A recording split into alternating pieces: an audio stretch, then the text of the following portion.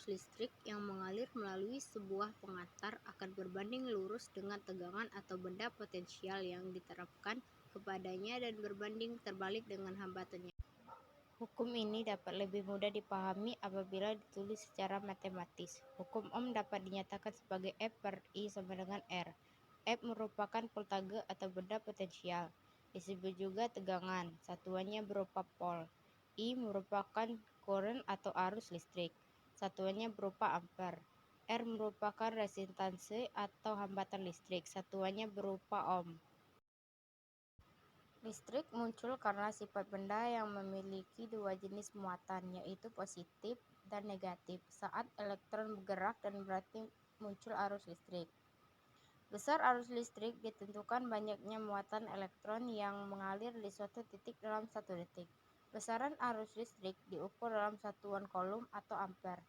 Arus listrik dapat mengalir jika ada penggerakannya, yaitu benda potensial atau tegangan. Arus listrik bisa mengalir melalui bahan yang mudah menghantarkan elektron atau konduktor. Umumnya konduktor tersebut dari bahan logam. Namun arus listrik juga bisa terhenti alirannya oleh penghambat atau resistor. Di konteks hukum Ohm berlaku. Pengukuran arus dan tegangan listrik. Untuk mengetahui suatu rangkaian kelistrikan, mari bekerja dengan baik, maka perlu dilakukan pengukuran. Pengukuran tersebut meliputi pengukuran arus listrik yang mengalir, tahanan yang terdapat dalam rangkaian kelistrikan, dan tegangan pada rangkaian kelistrikan tersebut. Ampermeter adalah alat ukur untuk mengukur kuat arus listrik dalam rangkaian tertutup. Ampermeter biasanya dipasang secara seri atau berderet dengan elemen listrik. Dalam praktikum sumber listrik, arus searah ampermeter biasanya digunakan untuk mengukur besarnya arus yang mengalir pada kawat penghantar.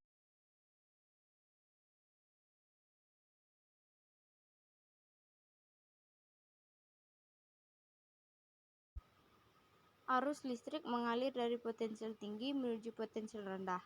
Arus listrik hanya dapat mengalir pada rangkaian tertutup. Arah arus listrik berlawanan dengan arah gerak elektron. Kuat arus listrik pada kawat didefinisikan sebagai jumlah muatan listrik yang melewati kawat per satuan waktu. Rumus kuat arus listrik I sama dengan Q per T, I sama dengan N kali E per T, I sama dengan Pi per R. Ampermeter memiliki nilai batas ukur tertentu. Batas ukur digunakan untuk menentukan kemampuan maksimum alat dalam pengukuran arus listrik. Apabila arus listrik yang diukur melebihi kemampuan alat, maka diperlukan hambatan sub. Hambatan sub berfungsi mencegah terjadinya kerusakan alat. Pemasangan hambatan sub disusun secara paralel, seperti pada gambar. Nilai hambatan sub dapat dihitung dengan perhitungan sebagai berikut. RT sama dengan 1 per N dikurang 1 dikali RI. Voltmeter. Untuk mengukur tegangan DC diperlukan alat ukur yang disebut voltmeter. Voltmeter biasanya disusun secara paralel atau sejajar dengan sumber tegangan atau peralatan listrik. Cara memasang voltmeter adalah dengan menghubungkan ujung sumber tegangan yang memiliki potensial lebih tinggi atau kutub positif. Harus dihubungkan ke terminal positif voltmeter dan ujung sumber tegangan yang memiliki potensial lebih rendah atau kutub negatif. Harus dihubungkan ke terminal negatif voltmeter. Biasanya voltmeter digunakan untuk mengukur sumber tegangan seperti baterai, elemen volta, atau aki.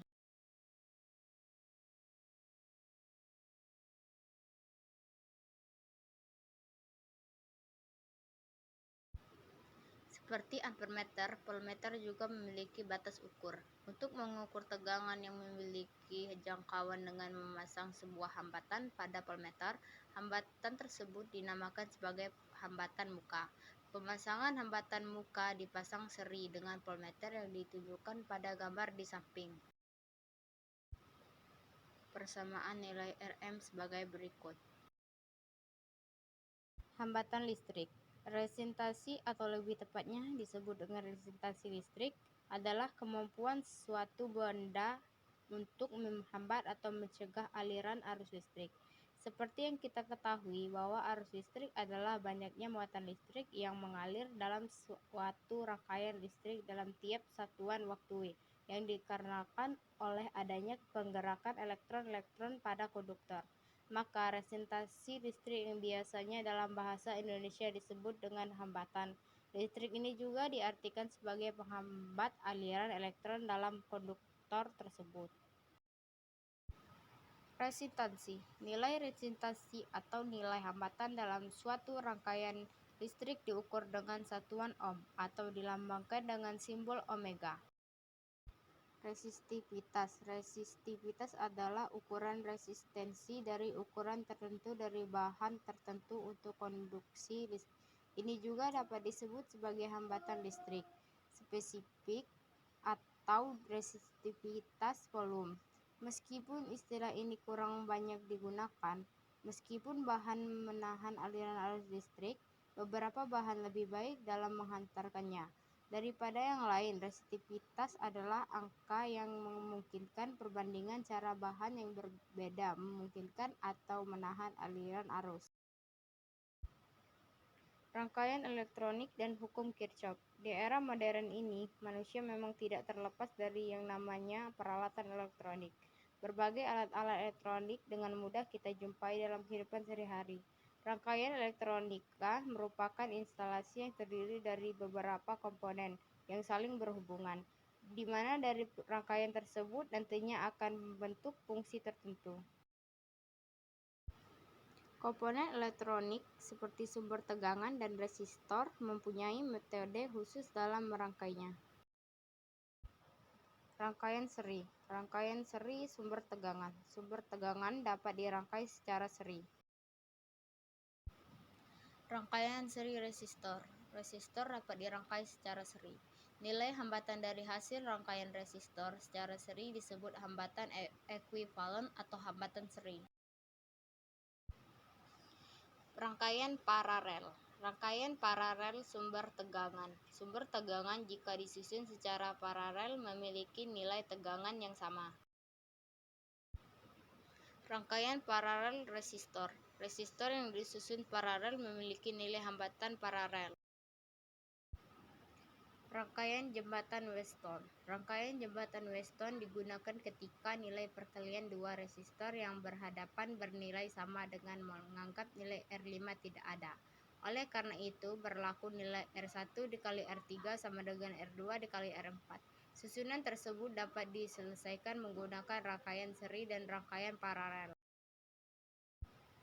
Nilai hambatan total pada rangkaian menjadi Hukum Kirchhoff. Hukum Kirchhoff membahas nilai kuat arus listrik maupun tegangan dalam suatu rangkaian listrik. Hukum 1 Kirchhoff. Hukum ini merupakan hukum kekekalan muatan listrik yang menyatakan bahwa jumlah muatan listrik yang mengalir tidaklah berubah. Jadi pada suatu percabangan, laju muatan listrik yang menuju titik cabang sama besarnya dengan laju muatan yang meninggalkan titik cabang itu. Nah, di fisika, laju muatan listrik adalah kuat arus listrik. Oleh karena itu, bunyi hukum 1 Kirchhoff lebih umum ditulis. Jumlah kuat arus listrik yang masuk ke suatu titik cabang akan sama dengan jumlah kuat arus listrik yang meninggalkan titik itu. Hukum 1 Kirchhoff biasa disebut hukum arus Kirchhoff atau Kirchhoff Current Law. Berdasarkan gambar di atas, besar kuat arus total yang melewati titik percabangan A secara matematis dinyatakan sigma I masuk sama dengan sigma I keluar, yang besarnya adalah I1 sama dengan I2 ditambah I3. Hukum 2 Kirchhoff. Hukum ini berlaku pada rangkaian yang tidak bercabang yang digunakan untuk menganalisis benda potensial tegangan pada suatu rangkaian tertutup. Hukum 2 Kirchhoff biasanya disebut hukum tegangan Kirchhoff atau Kirchhoff voltage. Bunyi hukum 2 Kirchhoff adalah jumlah aljabar beda potensial tegangan pada suatu rangkaian tertutup adalah sama dengan 0. Hukum 2 Kirchhoff. Versi lain hukum 2 Kirchhoff yaitu pada rangkaian tertutup berbunyi jumlah aljabar GGL dan jumlah penurunan tegangan sama dengan 0. Secara matematis dapat dirumuskan sebagai berikut. Berdasarkan gambar di samping, total tegangan pada rangkaian adalah PAB ditambah PBC ditambah PCD ditambah PDA sama dengan 0. Hukum dua Kirchhoff ini menjelaskan bahwa jumlah penurunan beda potensial sama dengan 0, artinya tidak ada energi listrik yang hilang dalam rangkaian atau semua energi listrik diserap dengan digunakan. Untuk menganalisis suatu rangkaian listrik menggunakan hukum dua Kirchhoff diperlukan beberapa aturan atau perjanjian. 1.